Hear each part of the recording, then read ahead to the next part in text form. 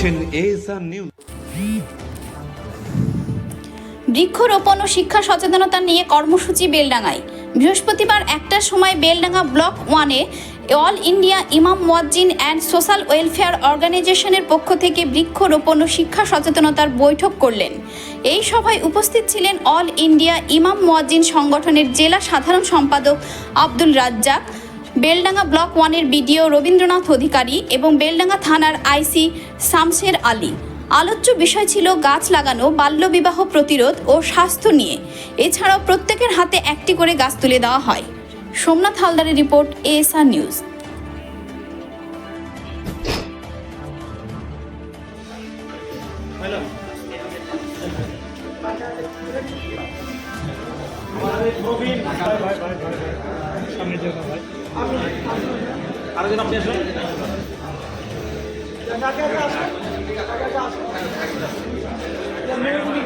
একদম দামি গাছ,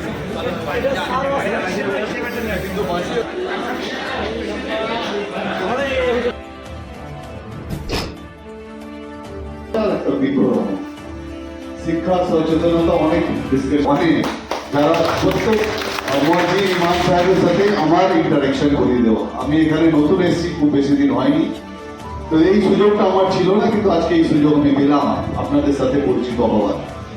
আমাকে এখানে জ্ঞান দেওয়ার নেই, আপনারা হচ্ছেন কান্ডারি, আপনারা আমাদের এই কমিউনিটির পিলার। তো কি করতে হবে না করতে হবে এটা আমার তরফ থেকে আপনাদেরকে বলার কিছু নেই। আমি যেটা জানি সেটা আমি বলছি যে মানুষ নিজেকে আগে শিক্ষিত করে, দিন ও দুনিয়া দুটোকে ঠিক করতে হবে। শুধু দিনকে ঠিক করলাম, দুনিয়াকে ঠিক করলাম না, হবে না। আমাদের দুটোকেই ঠিক করতে হবে, দিন দুনিয়া দুটোকেই ঠিক করতে হবে। যদি অল ইন্ডিয়া ইমাম মুয়াজ্জিন and social welfare organisation Murshidabad জেলার সাধারণ সম্পাদক হিসাবে আমি আজকে এসেছি। আমাদের সভাপতি থেকে শুরু করে সকলেই, ব্লকের যারা দায়িত্বশীল, সিরাজ সাহেব, নুরজামান সাহেব, মুফতি এনামুল সাহেব, সকলকে নিয়ে আমরা বৃক্ষরোপণ এবং তার সঙ্গে সঙ্গে স্বাস্থ্য, শিক্ষা এবং মানুষ যাতে আগামী দিন যাতে শিক্ষার সঙ্গে জড়িয়ে ভালো রেজাল্ট যাতে জেলাবাসী করতে পারে।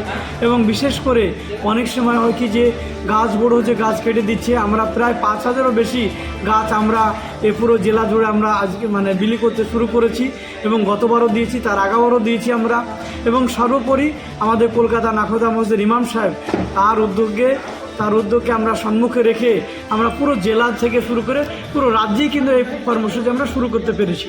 এবং ইমাম মুয়াজ্জিন ওয়েলফেয়ার অর্গানাইজেশনের উদ্যোগে শিক্ষা সচেতনতা এবং বৃক্ষরোপণ নিয়ে একটা আলোচনা সভা ছিল।